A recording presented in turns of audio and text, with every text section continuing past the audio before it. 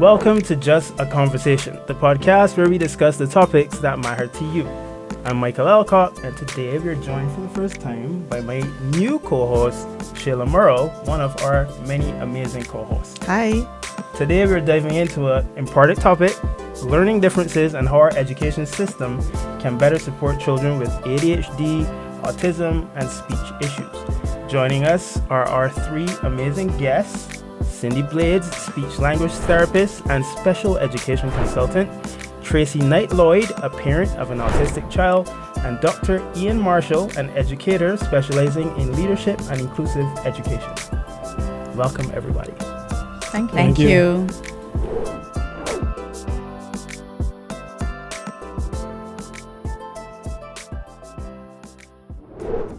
Okay, as we would have mentioned, today's topic is very important, and common interest is coming up. Shayla, how was common interest for you? Traumatic. I apologize to my parents publicly that they had to go through that. Yeah, it was traumatic for me. I think a lot of people can relate to that. Actually, my son is getting ready to sit it as well, so you know how that goes.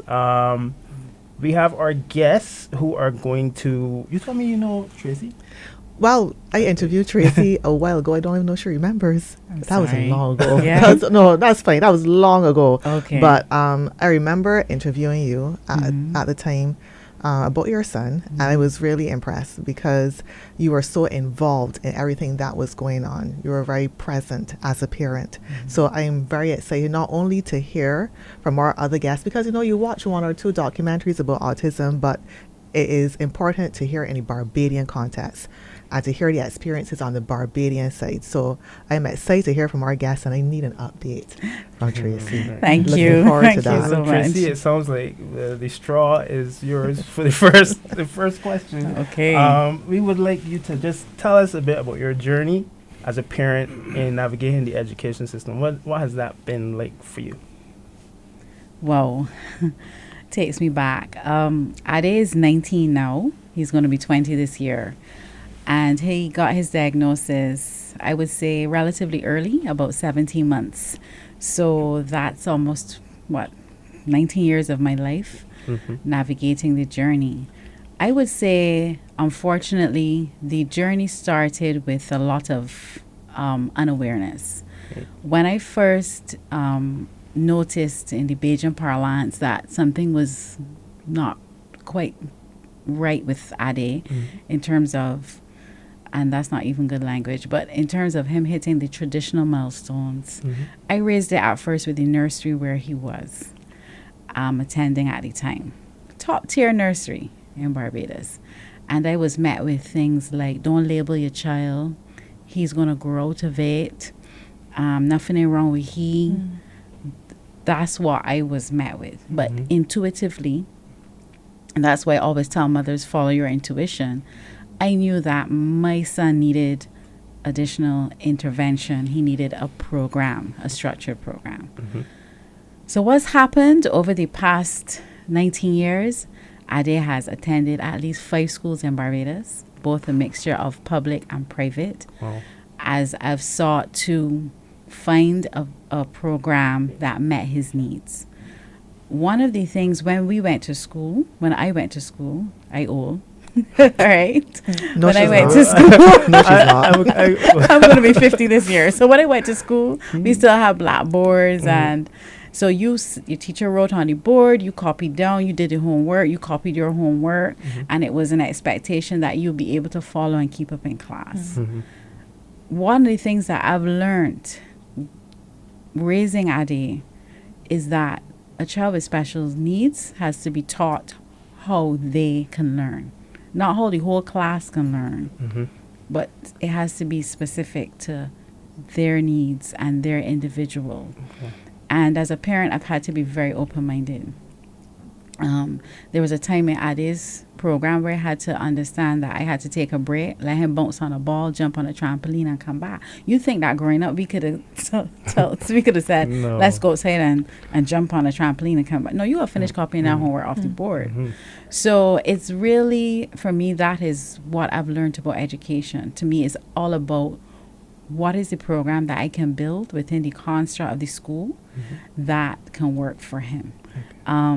for me, a big part of that was the development of the individual educational plan.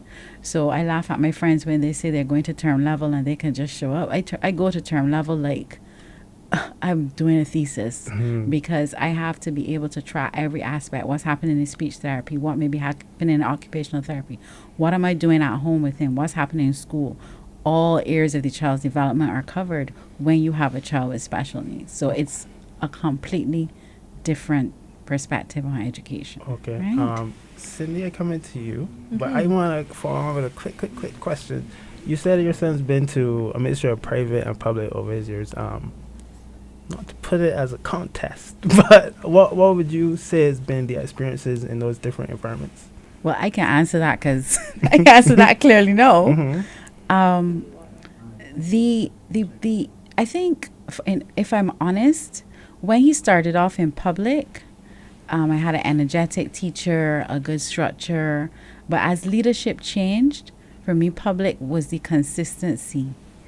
And I will say this, public or private, if we have an educational philosophy and a belief that every child can learn, and that even though or in spite of a child's disability, they still have the capacity to learn, develop, and progress. When I look at my son's development, it is about where has he come from? He's From only the in child- competition with himself. Exactly. So the child that can tie his laces, ties my sneaker laces on when I'm getting ready to leave home. And that is Wonderful. progress for me, right? So I think if we have that as our construct, whether private or public, we will be fine. A lot of has happened. You know, I'm out of the public system for years now. So I can only hope and appreciate that there have been positive changes. I know that the leadership right now in the ministry is very open to inclusive education, and I see that happening.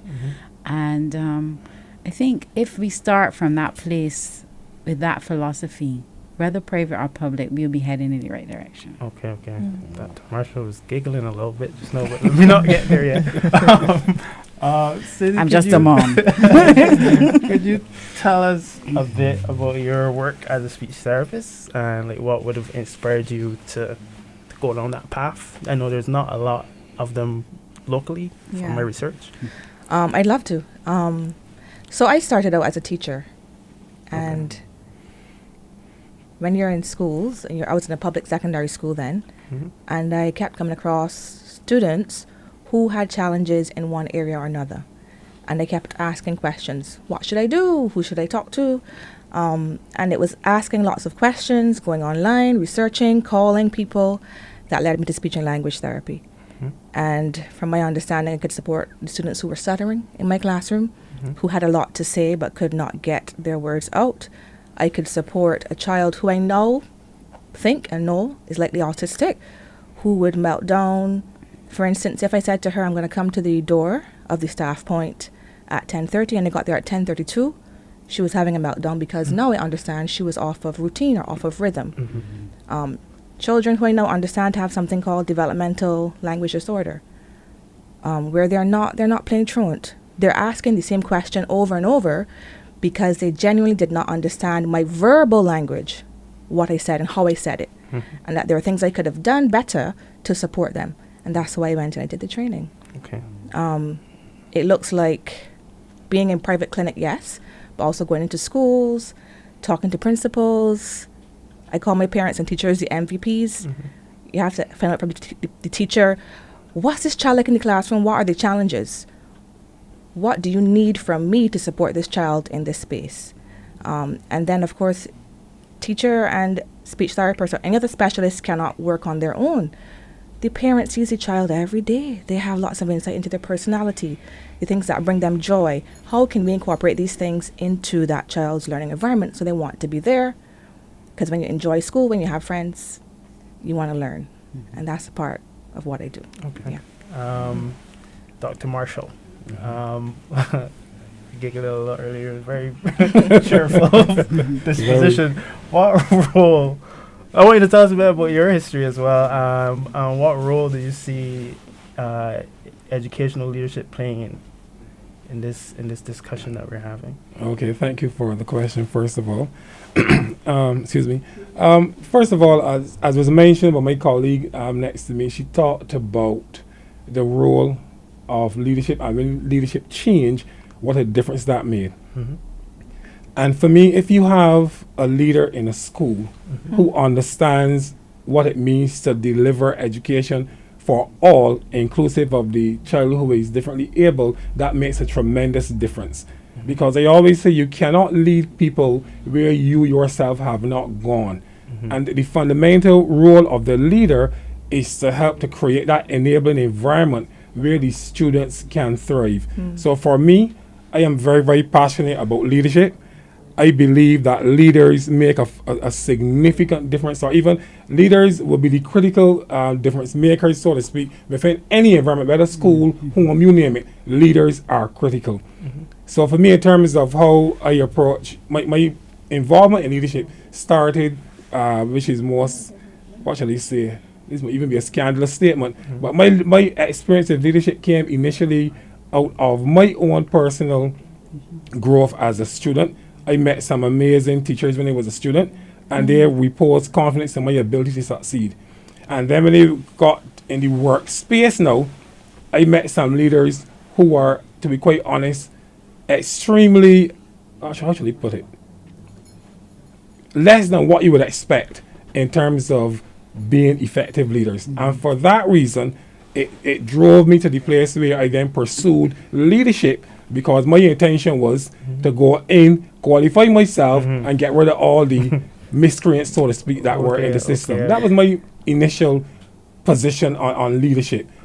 Of course, I have tempered that approach now, and my goal now is to work now with leaders to get them to understand the critical and pivotal role that they play in terms of delivering for our students. Because whenever you look at it, whether it is at the highest level, whether ministry level, school level, even country level, you see the importance of leaders. Right. So for me, that is what really undergirds my passion for leadership. And when I hear people talking about leadership, the first thing I do is I start to smile, because I can identify immediately, I can see several scenarios in my head where leaders made a tremendous difference, whether it was a teacher leader or whether it was the principal as the ultimate instructional leader.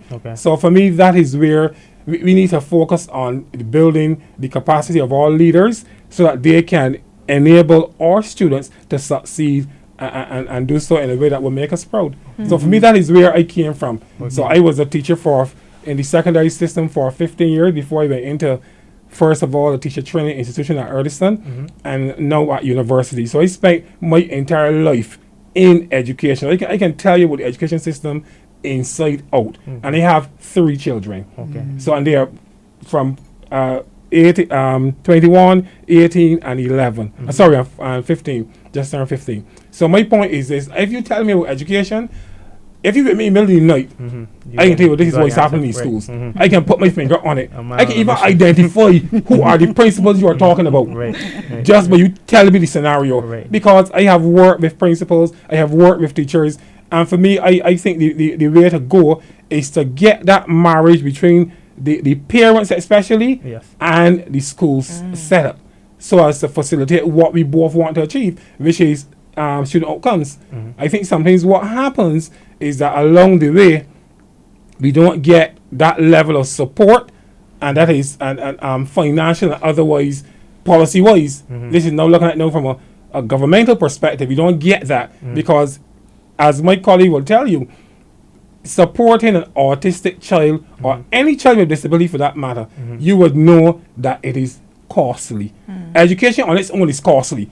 But when you have the added responsibility of putting in those extra hours, extra therapy sessions, whatever you need to do to get your son, your daughter, your child, your ward to succeed, it costs money. It costs infrastructure to be put in place to help you, to help your child at the macro level. So for me, I think sometimes we don't always get it right at the policy level.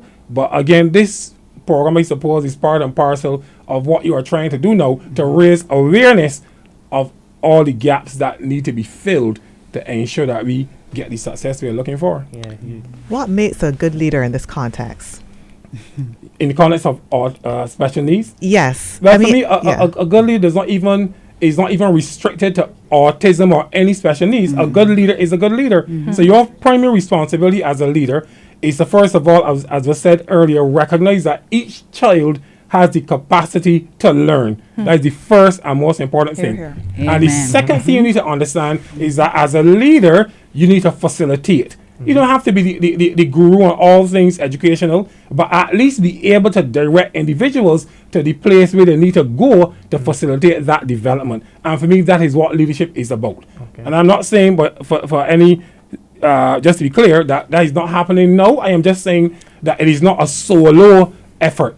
Because I could be doing my best at my school. I could be doing all in my power, and yet I'm still seeing failing grades. I'm still seeing people falling through the cracks, etc. Why? Because education is an all-inclusive, all-involving concept. And if you don't have support at all the levels, you are going to struggle despite your very best efforts.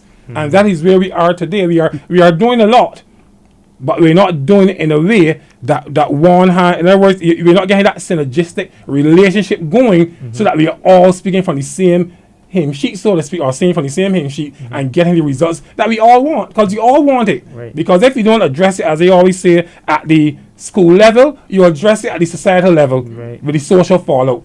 And you better believe it. So you can decide if you want to spend the money with prisons, programs, peace, and otherwise, or if you want to spend the money in the school system and build capacity there. Because once you neutralize that problem at the school level, then you have less social fallout at the societal level. And that is what we don't get. Why suppose part of the reason why we don't get it? I think we get it. But part of the reason is that there's always the political consideration. That if I give you a job and you can't find a job in your school, you will get a vote. But if you ensure that I have resources at school, I can't tie it to any political party because I'm in school, I'm a child. But when you become an adult now, and I say, well, I have a job, I get to clean the road, I get to do some football, I get to do whatever I need to do, I'm going to say, oh, well, I love this party. But I want to see that at the school level. I want you to spend that money at the school level first, and then we will start talking about making meaningful progress. But again, we have been singing this tune for many years. So it's like a reblowing the wilderness, as you say. Well. Tracy, then, based on what he's saying, what are some of the challenges you have experienced in the system and getting support for your child? I know you mentioned some just now when we started talking, but I want to drill down this topic a little bit. You're making me dredge up stuff. I've always been vocal. And I think sometimes along the way, people may have seen me as the aggressive mom or what have you. But, you know, I've made the effort. I've spent the time. I educated myself. There was a time in my life where I read something about autism every day. There was a time in my life where I picked up myself and I went to seminars. Even my dad accompanied me. I traveled overseas to learn about autism. I told myself, this is the hand that life has dealt me and I'm playing it to the end. I'm playing it out in full. So on my tombstone, it must be written that Tracy gave Ade the best shot, right? So, but that gives me, you know, having a child with autism, you get a kind of level of courage that you've never had before. So, I've noticed things in school. I can walk into a classroom and you got Wednesday spell wrong, my lady. My child is autistic. If you're teaching he that, you know how hard it is to unteach him that. If he writing his name with an accent and it doesn't have on an accent, what's gonna happen here? Right? Little basic things. You're telling me that my son doesn't know his colors, but every morning we play a game and we drive from St. Philip to Bridgetown and he says, look at that brown house, look at that yellow house, look at that red house. Right? My son does puzzles at home. I go to school and ask to see his books. You know? And when you go to see his books, the books were empty. I can sit down there and take that? No. I can tell you to your face you're not doing a good job. Right? You ask me for resources, I'm going to bring them. incorporate the speech therapy in the classroom, I do that. I've done that, right? And those are some of the experiences I've had. Leadership is critical. If we don't have leaders in schools, special or regular, who don't believe that these children in front of them can learn, you will get that. But that's the negative. It's attention to every little detail, isn't Right. it? That's Attention to every detail. Right, that's the negative. But the positive is that you have teachers as well who are coming out, who are out there, who are passionate, who are determined to do better. You have speech therapists. You know, every Wednesday I tell folks at work, because Cindy's my son's speech therapist, every Wednesday my phone is beeping off. I tell my team at work, just a minute, I just got another video from my son. So during my lunchtime, I'm going to watch them and reply, because she's showing interest. I have to make sure that I let her know I support her. I'm keeping up with what Ade is doing, and if I have to replicate something at home, I can do that. So I would say that I know that we've come a long way, but we do have instances where we need to make sure that the folks are educated about special needs, that they have that belief. They don't see a child in their classroom with autism, if you are practicing the inclusion model, as a burden, as something I ain't get trained for, I can't do it, put he in a special school. You know, those are things parents call me and tell me. So if we operate from that place, everything flows. And every parent isn't going to be like me, because, you know, for the grace of God, I kind of have the courage, but autism and raising a child with special needs, especially if you're single, like myself, is extremely overwhelming. I can't even get here early today. Right? You didn't do bad. That was a bad job. But I mean, it's like things happen, things come together, you know, and it's a lot. So if the school system is like really on track, that helps everything. You said something earlier that really stood out to me. You mentioned that really and truly, he chooses the way that he wants to learn. He has to choose that way. It cannot really be chosen for him. So you were mentioning that if you are doing an activity with him and he wants to take a break and do something else, you have to allow him to do that. As almost kind of like loving a person the way they want to be loved, isn't it? It's kind of, I think, is that kind of space. Cindy can really delve into this a lot more. And the educators, remember, I'm just a mom. No, not just a mom at all. Super mom. But one of the things that I've learned is you have to identify not how he chooses to learn, how he learns best. So you have to identify how much information he could take in at a time. My son is extremely visual. So he comes in here, he sees this room, he could probably put it back together for you. What are the things that he's interested in? So if he likes dinosaurs, then I have dinosaur puzzles. So that kind of thing. But I must say, though, that what you need to also understand is that with the correct interventions and over time, that some of those supports can be minimized. So he doesn't need to go outside and jump on a trampoline like before. He can manage chunks of time with focused attention. So that's the other thing. If you do the work, you know, I really put in a lot of work in the early days, right? And my bank account don't show it, but it is rich in his development, right? And I'm very proud of it. And I don't regret it. And I always tell parents, you know, yes, it's expensive, both in terms of your time, your emotions, and resources, but you got to put in the work. So, you know, you take your time to learn. And over time, yeah, he's autistic, yes. He's not like your typical 20-year-old, but I am confident that he is being the best idea that he can be, right? Okay. Cindy, what are some of the main barriers that you find children with these speech and language disorders or developmental disorders might have, and how can they access like the resources they need within either in the school environment, if it exists there, or outside? Main barriers, I have to start first with the environment that our children are in.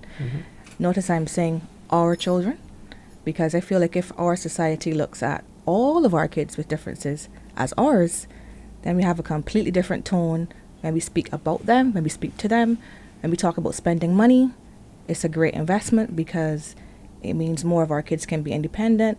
Well, if we talk about economics, more of our kids can be supporting themselves, potentially paying taxes, freeing up parents who can go back into the workforce instead of having to monitor them for longer periods of time. So I think a big barrier is the way we think about our persons with differences in our society. Another one is access to resources for special needs support, whether it be access to speech language therapists. We are short around the world. Barbados is no exception. Occupational therapists, researchers, whatever we are short of though, I would say that as a Caribbean people, Barbadians are very resourceful. Think about things like, think about us hearing about black pudding and making pudding ourselves. If we can be creative in these things with limited resources, we also can be creative in the educational space around supporting our kids. Agreed. Another barrier is willpower. Do we want to support our kids? Do we want them to be a part of our schools? Do we want them to be out in public and living a joyful life like we are having access to, because we might not have the same differences? If the answer is yes, let's find a way to get it done. And that's from the leadership level all the way down to all the way across to our parents, who are the specialists or the experts on their kids. Yeah, to put in the investment, you got to put in investment to get the rewards later. To see those magical milestones appear must be very rewarding. But you have to put in the work for that to happen. Exactly, worthwhile investment, if you ask me. And we definitely can do it. I think we have to be creative about it, and I think we need to tackle it head on. We need more SLPs. We need more occupational therapists. What do we need? Make a list. How do we achieve this? Which partners are we going to connect with to make this happen? And I'm sure we can. For a little clarification for our audience who may be listening or watching, what does the occupational therapist do versus what you do? Okay, so I'll tell you my understanding. So OTs, or occupational therapists, support anyone in their occupation. And our occupations vary. So it could be, my occupation as a child is to play and to learn, right? So how does a child play? Can I open my classroom door? Do I have a good grasp of the door? Can I hold a pencil to write? Can I dress myself? Yeah, can I dress myself? Yeah, see, the mommies are very, very, very valuable players, the parents. Can I dress myself to go to school? So that's what occupational therapists would work on in an educational context, helping the child to engage, not from a communication side like what the speech therapist would do, but from gross motor, fine motor, lots of overlap with physio as well. And these resources are available currently in the school system locally, in general? They're available around the world, but here in Barbados, I know we just have one SLP at the moment in our public system. That's through the Albert Cecil Graham Development Center, and we're not in schools, which would be awesome if we could be in schools. Get some more of us, and I'm thinking access is the issue, so it can't be that we're all centralized in one place. Can we be, I don't know, based on the zoning system, can we be placed in different parts of the country with an OT, with a pediatric physio? I should describe the team is so important. We need to collaborate really with the same IEPs that Tracy was talking about. Okay. Individual plans for our kids. So then, Dr. Marshall, I got two questions there. What steps could be taken to build this more inclusive environment? And if we know that these resources could be useful, what might be slowing that from being used in the current system that we have? That is a very, very what you call that, a lock-up question. I was glad it's your question. But I answer it nonetheless. I think that the context in which we operate in Latin American countries, we are recipients of funding and so on from these multinational agencies. And the problem is that when these organizations provide the funding would come with strings attached, and they will dictate to you that this is what you are supposed to do. So he who pays the piper calls the tune. So while you might get funding from an agency, for example, and you might feel as if, you know what, this money could be better spent for my students in this way, but you are constrained because there are KPIs or deliverables, as they will call them, that you must meet. So I think part of the issue is that when we get the funding, even though we might be constrained, I argue that it takes a person with a creative mindset or mindset that is prepared to walk on the edge of the law, and they say that deliberately. So you're not breaking the law, but you are stretching the law to the extent that it works for your children. So if you give me, for example, $10,000, you say to me, okay, this is for a reading program. And you may specify well what you want in the reading program. But I know based on the cohort of students before me that spend is not the most effective use of that money. I can find a creative way of still using that money where you get your KPIs, but I also get to reach my students. So I indigenize the program so that it benefits my students. Too often what happens is that we get the funding, and once the funding dries up, that is the end of the program. There are no sustainability components built into the program. So you might have, for example, the Aganar program that was with sports, I think, at one time, and that was going great guns. Then you had Child Friendly, that was going great guns for the short time that we had it. But then when the funding ceased, then what happens? You revert to the tried and trusted, because the reality is education is costly. You can't get away from it. But again, I go back to the point that it takes leadership that is prepared, I always say, to push the envelope. You can't always be falling in line or towing the line. If you recognize, well, I have to reach these students, I can't afford to follow their dictates slavishly. I have to bend it to make sure that my students benefit. And I'll give an example. So we CXC, I taught CXC accounts and POB back in the day. And the rule was you only enter students who you are guaranteed will pass the exam. So you have 25 students in your class. Now you know that if you enter 15 out of the, I said 25, 15 out of the 25, the other 10 will make it extremely difficult for those 15 who you know can pass. So what do? You enter all. Correct. And deal with the pushback from entering all when you know that they will not necessarily be able to pass the exam. So it's things like that. You have to say, okay, I know 15 may pass, but I'm going to say enter all 25 because I'm going to give them at least the opportunity to do the exam. You might get 17, you may not get, or even 20, and you may even get some surprises along the way. But what it does, it ensures that your class now is better able to focus on the task at hand because they're all in the same moving in the same direction.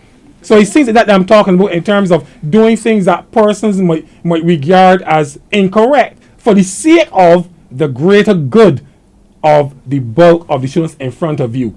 And those are the type of decisions that you have to make, I think, at the policy level.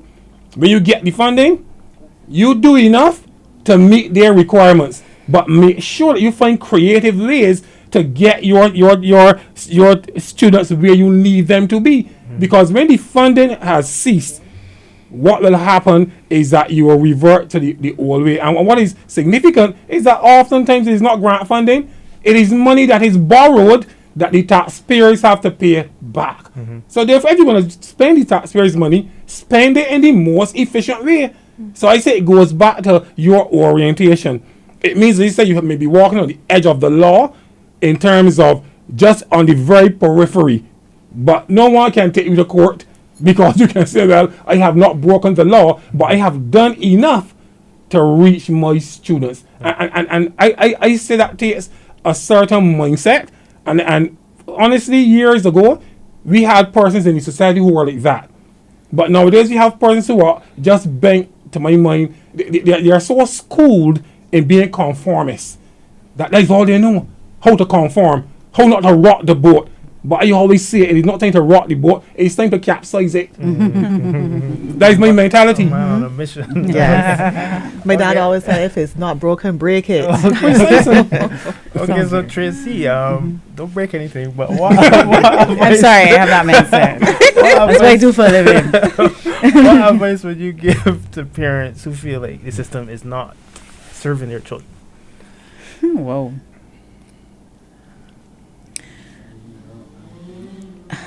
The first thing parents have to do, no, I know a lot of parents, you're overwhelmed, and a lot of parents intuitively may know that their child is not getting the full benefit of the full education that they may deserve or require. A lot of parents know, but it's so much to deal with that you just sometimes just go on. The first thing you really have to do as a parent, you have to have the fundamental belief that your child can learn, has the capacity to learn.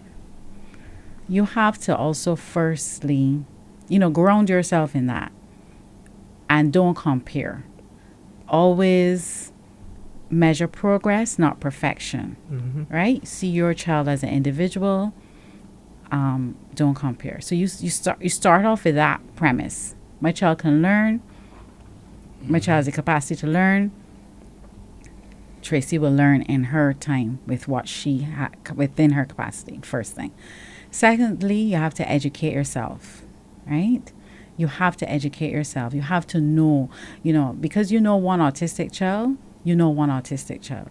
Cindy would tell you, even though Ade is autistic, he's still going to be different to her other clients, right? I hear people saying things like, they have tantrums. I ain't tolerating that. I still a Bajan mother. Autism not. I ain't about that. Right? So these people say all sorts of things. So you have to know your child. You have to educate yourself. And then you have to be able to advocate, right? Me, I can write. So I will write in the Ministry of Education. And then when they don't respond, I tell them, back in the day, I tell them, if I did put on Facebook, it would be the worst mother, but I asked you for a meeting and you can't meet with me yet. So I've been through those things, right? But I've advocated and I've been able to say, look, this is how Ade learns. This is that. Can we get these resources? And I work with the school. If the school says, you know what? I've gone in and asked my boss, I said, listen, this school needs training. Can we support them? Can we send them to a training session? I've gone in and done that as well. So the advocating is at different levels. But you have to be able to advocate for your child. And you have to get creative, right? And I'm going to share a story. The Ministry of Education says that children cannot be potty trained, who are not potty trained, cannot go to school. A lot of children with autism potty train very late. So luckily for me, my son was daytime continent for years, but he was not continent at night. That's okay. I get it every morning and wash the sheets, right? But he managed it during the day so he could go to school. But when Cindy said, get creative, I didn't have no money for private school back in the day. So he had to go to school. So I had to make him going to the bathroom as easy as possible.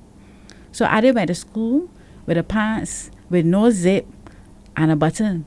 I tell the dressmaker, put that elastic around that thing, put a false button on there, close up that flap. Nobody had to know that he had a zip. So when he go to the bathroom, down and up.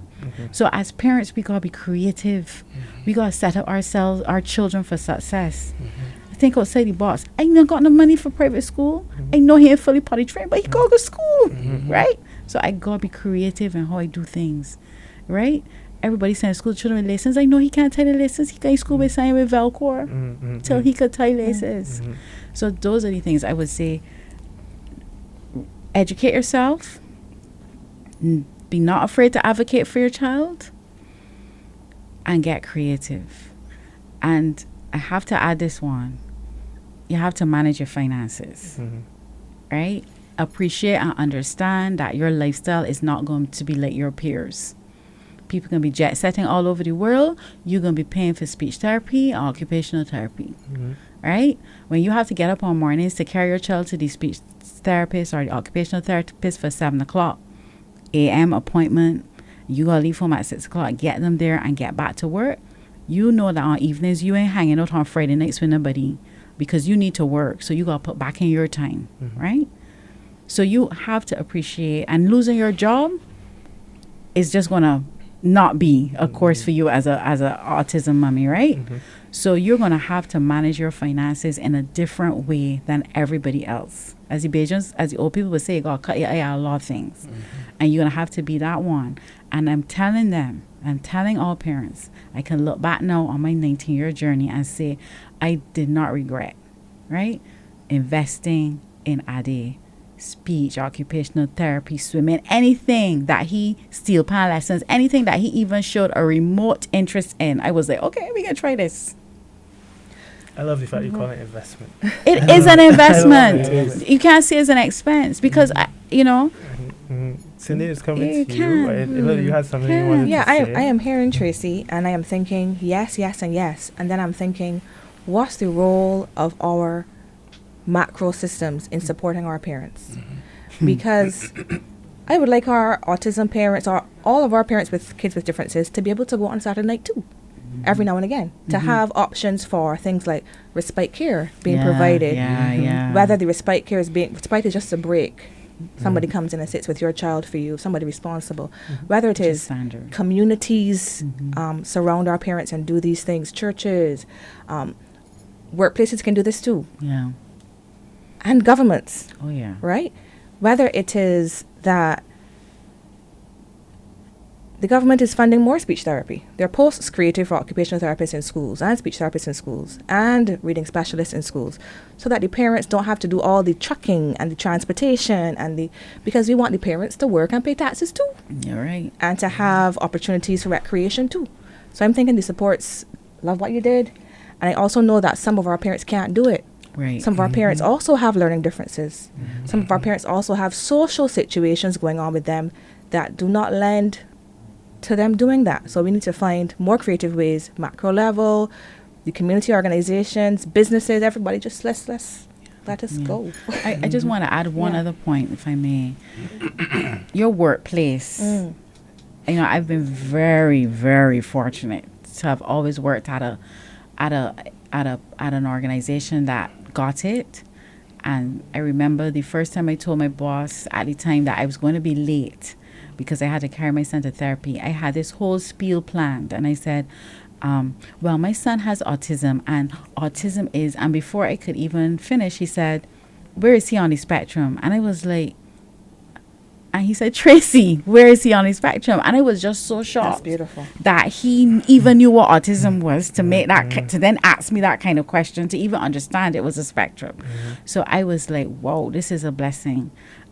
So that's another thing that you spoke to workplace support, because you will need time off. You will need to be able to be a little flexible, because everybody can get an appointment for speech and occupational therapy neatly in the morning or after work. When my dad was alive, he did all that for me as well. So family support is important. It's a lot. It's a lot. And if we could get institutions like schools, like other places around the world where a child goes to school and all the services are offered there, they take a break, they could do speech therapy in their in school time, occupational therapy in the school time. If everything, all the interventions are offered in one place, we would take off. Okay. We getting ready to wrap, but I wanted to know from Cindy if there's any success stories you have in mind from your practice. I don't know how long you've been practicing. I've been doing it for 6 years and teaching for 6 before that. Loads of success stories. How I define success is going to be different to other people. But when I see a child who is not speaking at all, previously nonverbal or minimally speaking, requesting something or blurting out the word chocolate, like how do you go from not speaking at all to saying chocolate? That child has learned to understand how conversations work. They know that words have value now. They're tuning into people. They listened long enough to know that chocolate is the thing that they enjoy, and to say it, that's a huge success story. Okay. Well, we just wanted to know. So I have some final questions. We're gonna throw them out at the table, and don't jump over each other to answer. But what would you say are some actionable steps that schools, parents, and therapists can take to improve outcomes for children with learning differences? It's at you, whoever wants to go first. I'll go with the schools. Okay. Well, schools and parents. And I'm a big advocate of parental involvement. I would advocate for schools to form alliances with the parents, because though the parent is the first educator, as you would know, in the home. So we need to have more of a collaborative approach between the schools and the parents, so that we can get to facilitate the development of the child in a more effective way. In terms of the schools now, the schools themselves would have to be embracing of parents, because we have a culture where, for the most part, you only hear about the parents interacting with the schools oftentimes when it is a bad incident. But I think, again, from the school's perspective, that you should have that reciprocal relationship where the parents feel invited to come into the school and have dialogue about their children's progress and so on. So I want that reciprocation going on. Parents and schools and parents. That, for me, is a very, very critical part of what we do in education. Okay, who's next? It falls to me. I think it goes, I would say it goes above the school. I think we need a national, I know that we've had recent updates to the disability legislation surrounding persons living with disabilities and so forth. But I think from the policy level, if we make a commitment that we acknowledge that people who learn differently can learn, then everything trickles down. So you will see equipment, you will see teaching, teacher training, frequent teacher training, teachers being exposed to new ways of teaching children. The relevant supports will fall into place. Development of IEP programs where there's a comprehensive assessment of the child's progress.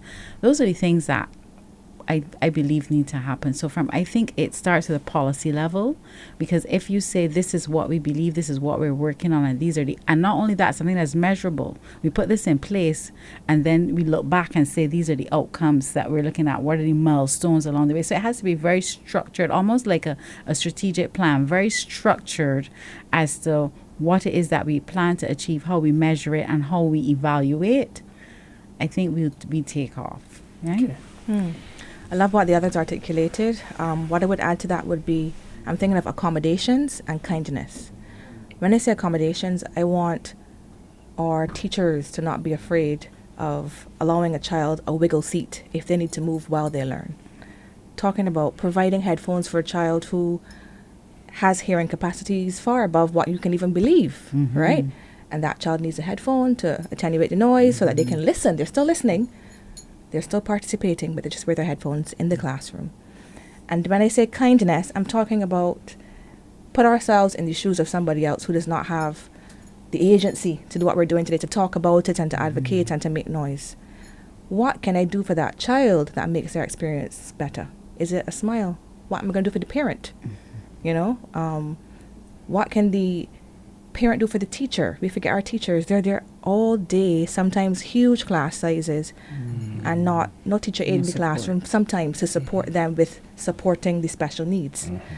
So those are some of the things that I think would be beautiful, in addition to what was shared before. Yeah. Okay, well, thank you guys so much for coming. I got a feeling that we're going to have to do a part 2 to this. We're just getting started, boy.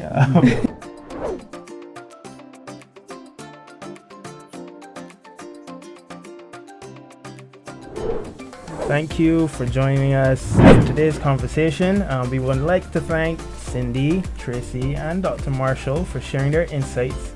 If you'd like to learn more or you'd like to join the conversation, follow us on social media or subscribe for more episodes of Just a Conversation, where we discuss the topics that matter to you.